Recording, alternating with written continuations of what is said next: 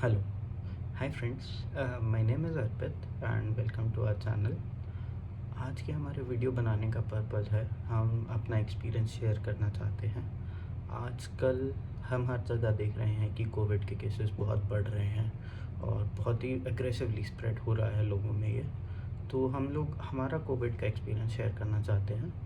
मैं और मेरी वाइफ़ मार्च में कोविड पॉजिटिव हुए थे। अभी 1 महीना हो चुका है हम लोगों को और हम लोग 2 हफ़्ते से नेगेटिव हैं।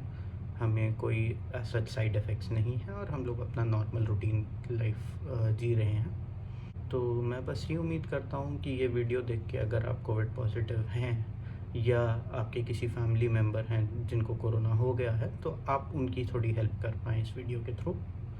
तो चलिए शुरू करते हैं। तो मार्च में हम लोग हमारे एक रिलेटिव्स के मिलने गए थे और नेक्स्ट डे हमें ये पता चला कि उनकी सोसाइटी में कुछ लोग कोविड पॉजिटिव निकले हैं और अनफॉर्चुनेटली हमारे रिलेटिव्स भी थे जो कोविड पॉजिटिव हो गए थे। तो नेक्स्ट डे ही हम लोग जैसे ही हमने सुना तो हम लोग भी थोड़ा डर गए, लेकिन हम लोगों ने ये सोचा कि हम लोग और किसी से नहीं मिलेंगे जिससे कि अगर हमें इन्फेक्ट हो गया है तो हम आगे किसी और को स्प्रेड ना करें। तो 2-3 दिन हम लोग घर पे ही रहे और थोड़ा प्रिकॉशंस लेते रहे कि हमने स्टीम लिया और थोड़ा-थोड़ा हम लोगों को भी लेकिन वीकनेस लगने लगा था। पर क्योंकि हम लोग अकेले थे वहाँ पे, हमने ये सोचा कि अगर हम दोनों यहाँ पे पॉज़िटिव हो गए तो हमें खाना बनाने में या जो नॉर्मल डेली रूटीन के काम होते हैं उसमें थोड़ा दिक्कत हो सकती है।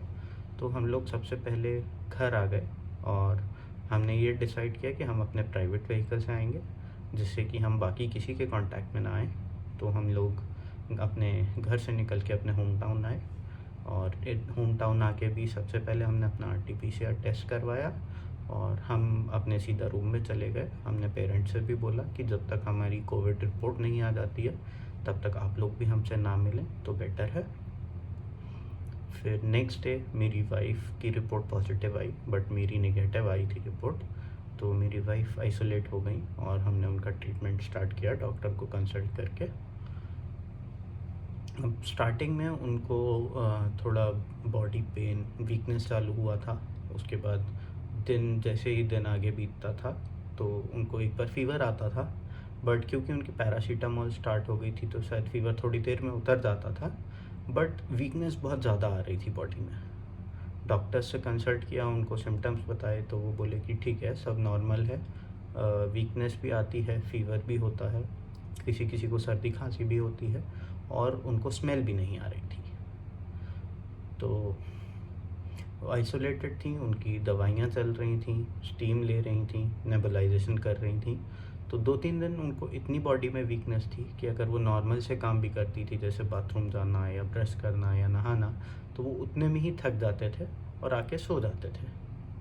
2-3 दिन चला, उसके बाद हल्के-हल्के मुझे भी सिम्पटम्स दिखने चालू हुए। मेरे को पैरों में दर्द, थोड़ा बैक पेन, ये सब होना चालू हुआ। फ़ीवर मेज़र किया तो फ़ीवर 99 के अराउंड आया। तो मैंने फिर से अपना आरटी-पीसीआर करवाया और पेरेंट्स से मैं भी आइसोलेट हो गया।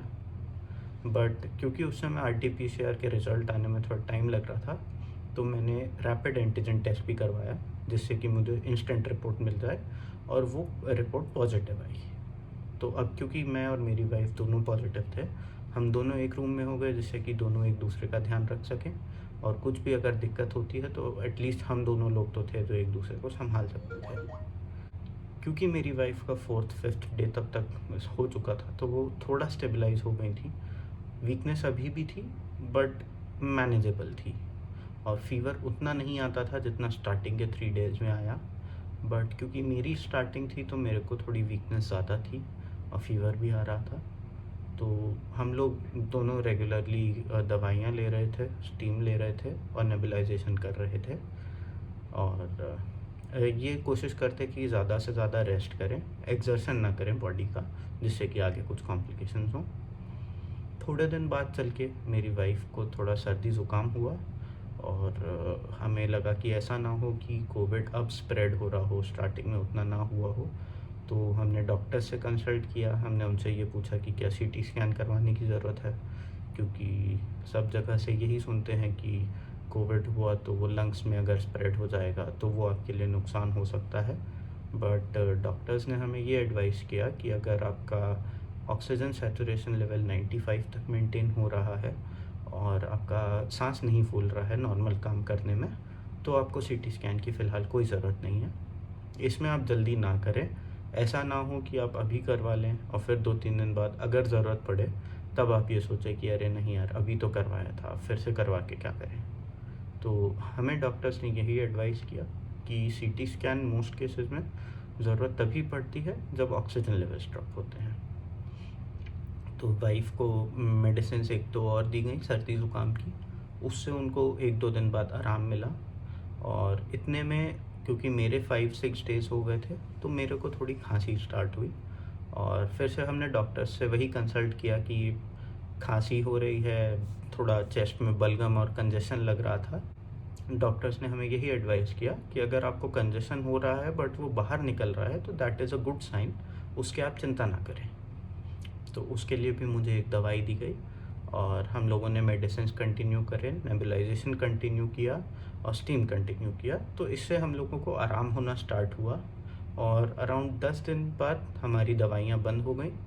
और फिर भी हम लोगों को ये कहा गया कि अभी भी आप 4-5 दिन फैमिली मेम्बर्स से ना मिलें, क्वारंटाइन में ही रहें।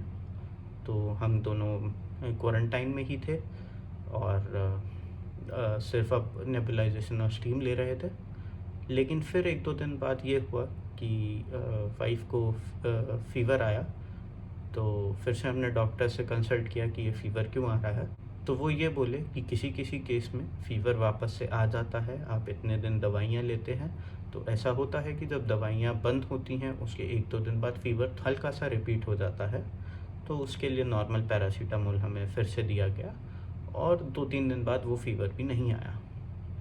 अब इतने दिन में मेरे भी 14 डेज़ हो चुके थे, तो हम दोनों क्वारंटाइन से बाहर आए। बट हमने ये ध्यान रखा प्रिकॉशनरी कि हमने अपने फैमिली मेम्बर्स के साथ भी बैठते थे, थोड़ा डिस्टेंस मेंटेन करके बैठते थे। और उसके बाद भी हमें ये बोला गया कि आप अपने मल्टीविटामिन्स कंटिन्यू करें और एक्सर्शन बॉडी का अभी भी ना करें, क्योंकि बॉडी में वीकनेस इतनी है कि आप एक्सर्शन करेंगे तो आपकी फिर से तबीयत ख़राब हो सकती है। और वो हमें फ़ील भी होता था। जैसे हम नॉर्मल हुए उसके बाद हमने अपना ऑफ़िस का काम स्टार्ट किया, तो 2-3 घंटे से ज़्यादा हम लोग सीधे बैठ ही नहीं पाते थे। तो डॉक्टर्स ने बस यही सजेस्ट किया कि आप अपने मल्टीविटामिन्स कंटिन्यू करें, रिकवर होने के बाद अपना प्रोटीन इंटेक बढ़ाएँ, बिकॉज़ कोविड में प्रोटीन लॉसेस बहुत होते हैं। तो अगर आपको एनर्जी जल्दी रीगेन करनी है तो अपने प्रोटीन्स बढ़ाएँ और बाहर अभी भी ना निकलें। कोशिश करें कि अगर निकलना भी है ज़रूरी कामों के लिए तो सिर्फ मास्क पहन के ज़रूर निकलें, हाथ धोएं और आएँ। घर पर वापस आएँ तो उसके बाद मास्क उतारने से पहले हाथ ज़रूर धोएं। अब हमें 1 महीना हो चुका है, तो अभी का भी एक्सपीरियंस मैं शेयर करना चाहूँगा कि अभी भी बॉडी में थोड़ी वीकनेस है। हम ये नहीं कह सकते कि हम प्री कोविड लेवल पे आ चुके हैं अपने, अभी भी उसमें थोड़ा टाइम लगेगा, but each day we are getting better. तो अगर आपको भी कोविड हो गया है या हो चुका है और आप भी पोस्ट कोविड सिम्टम्स से डील कर रहे हैं, जैसे कि वीकनेस हुआ या थोड़ा बहुत कफिंग हुआ, तो आप इन सब से घबराएं नहीं। ये बीमारी ऐसी है कि वायरस कुछ ना कुछ पीछे छोड़ के जाता है। किसी को वीकनेस होगी, किसी को बॉडी पेन होगा, किसी को थोड़ी कफिंग होगी।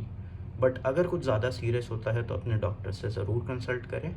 जो भी डॉक्टर्स मेडिसिन प्रेस्क्राइब कर रहे हैं या जो भी ब्लड टेस्ट या जो भी रूटीन चेकअप्स बता रहे हैं वो ज़रूर करवाएं, उसमें लापरवाही ना करें। तो इस वीडियो को बनाने का सिर्फ यही मतलब था कि हम आपसे अपना एक्सपीरियंसेस शेयर करें, जिससे कि अगर आप अभी कोविड पॉजिटिव हैं या आपके कोई रिलेटिव्स हैं जो कि कोविड पॉजिटिव हैं, तो आप उनकी हेल्प कर पाएँ या खुद की थोड़ी हेल्प कर पाएँ। या उम्मीद करता हूँ इससे आपको थोड़ा मोटिवेशन मिले। अगर आपको माहौल देख के या इधर जो अभी केसेस आ रहे हैं उनका काउंट सुन के अगर थोड़ी भी घबराहट हो रही है, तो आप इतना ना घबराएं। अगर आपकी कंडीशन ज़्यादा क्रिटिकल नहीं है तो आप होम आइसोलेशन में ही स्वस्थ हो सकते हैं। और भगवान ना करे अगर आपकी कंडीशन क्रिटिकल हो जाती है और आपको कोविड किसी कोविड हॉस्पिटल में एडमिट होना पड़ता है, तो बस यही उम्मीद करूँगा कि आपका अच्छे से ट्रीटमेंट हो और आप जल्दी से जल्दी घर वापस आएँ। अपने सजेशंस ज़रूर कमेंट बॉक्स में छोड़िएगा। हम लोग कोशिश करेंगे जल्दी से जल्दी अगले वीडियो के साथ आपसे जुड़ें। Thank you, bye.